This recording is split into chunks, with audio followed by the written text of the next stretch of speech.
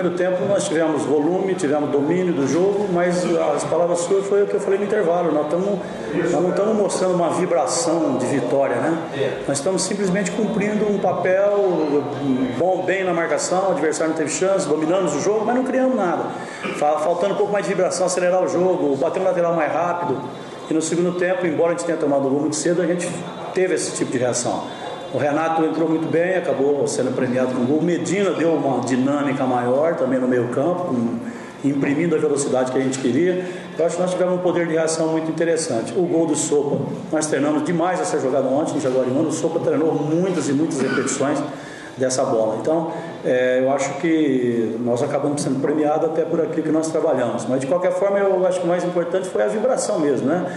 O time parece que estava carregando um peso, né, de ter a obrigação da vitória e não conseguia deslanchar, embora tivesse um posicionamento até correto. Mas foi muito pouco, né, no primeiro tempo. Agora, no segundo tempo, não. Nós tiramos aquele peso das costas e tomamos o gol, tivemos força para reagir. Poderia até, no final, aí, ter ampliado o jogo. Agora, dá para dizer que foi falha no gol do Atlético, porque você trabalha muito o posicionamento, né? Principalmente observando o adversário, e a bola viajou. Dá para dizer que foi uma falha ou foi circunstância mesmo da jogada? Do quem? Do gol do Atlético? Do gol do Atlético? Não, nós falhamos. Porque essa bola veio do fundo, ela na verdade não foi um contra-ataque pegando todo mundo de surpresa.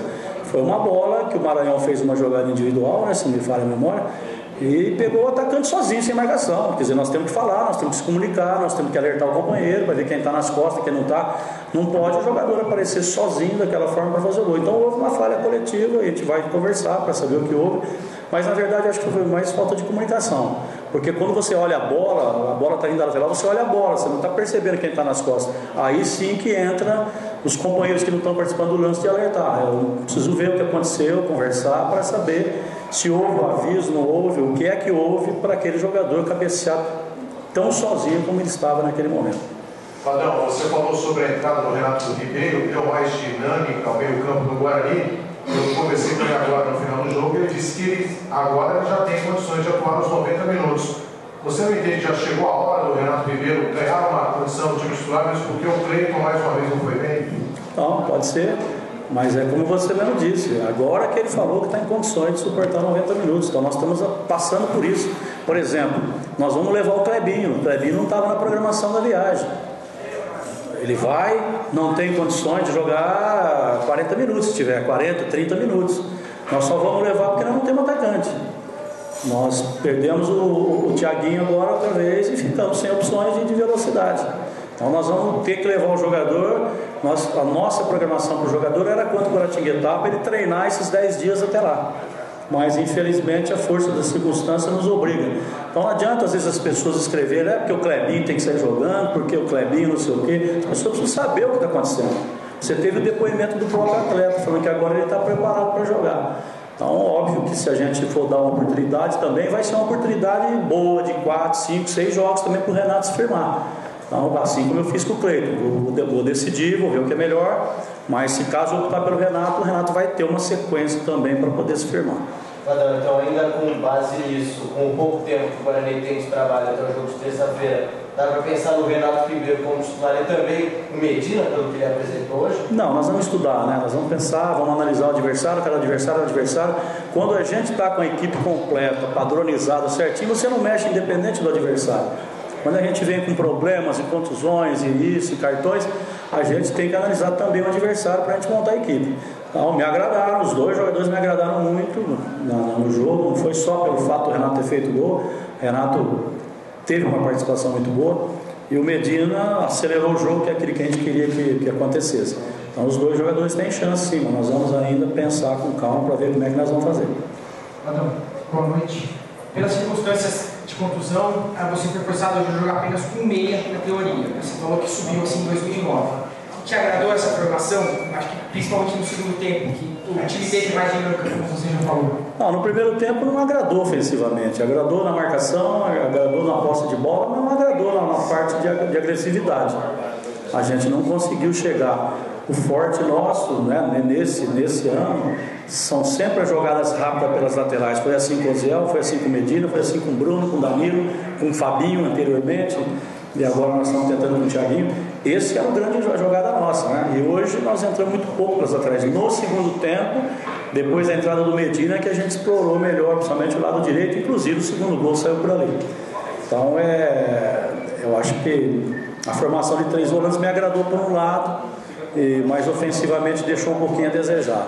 Eu acho que depois que a gente mexeu, embora o Medina também venha de trás, né, ela foi um pouco mais eficiente a nível ofensivo.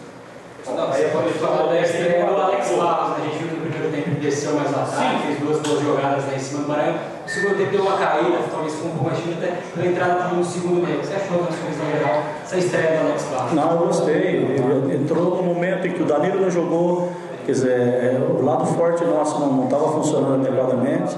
Ele teve uma pancada no rosto, cortou o rosto, estava sentindo tontura. Ficamos na dúvida se ele retornava ou não no segundo tempo. Ele depois se queixou mais uma vez. Eu já tinha feito as 3 substituições, não tinha como sair. Então, em virtude de tudo isso, eu acho que ele teve uma atuação muito boa. Agora, Vadão, já falando do próximo jogo, né, já na terça-feira, você falou aí que o time estava muito caído. Qual é a importância dessa vitória para a moral da história, no aspecto psicológico, para enfrentar um time que é um dos melhores? Confiança, dá confiança. O mais importante é isso, que a gente passa a ter confiança. Foi o que nós falamos no intervalo. Olha, nós estamos jogando com o Atlético Paranaense, é um dos candidatos a subir. O que nós deixamos a desejar em relação a eles, né? Até porque a gente estava dominando o jogo.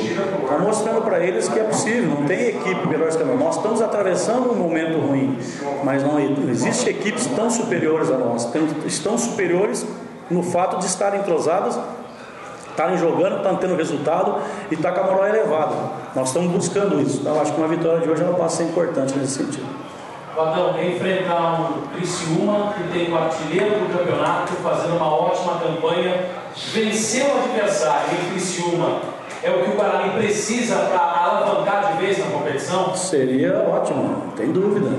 Uma vitória contra o Criciúma nos dá uma moral elevada. Depois do próximo jogo em casa, nós teremos aí 3, 4 dias aí para poder recuperar. Então eu acho que o sonho de vencer esse jogo ele passa a ser importante, passa a ser real. Então, a estrutura tática do Criciúma é o que está mais prevalecido nesse campeonato, tanto que o próprio Zé Carlos ele tem 16 gols.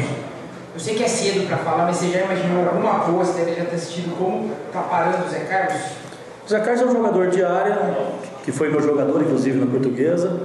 É um jogador que usa muito bem o corpo, finaliza muito bem, cabeceia bem, é um atacante de área quase praticamente completo, né? É um jogador que requer cuidados, indiscutivelmente, mas não adianta você marcar o Zé Carlos se o Criciúma continuar a jogar, porque na verdade o Criciúma vem numa crescente, eles prepararam a equipe para jogar esse campeonato. Nós desfizemos a equipe para começar o campeonato, por uma série de circunstâncias.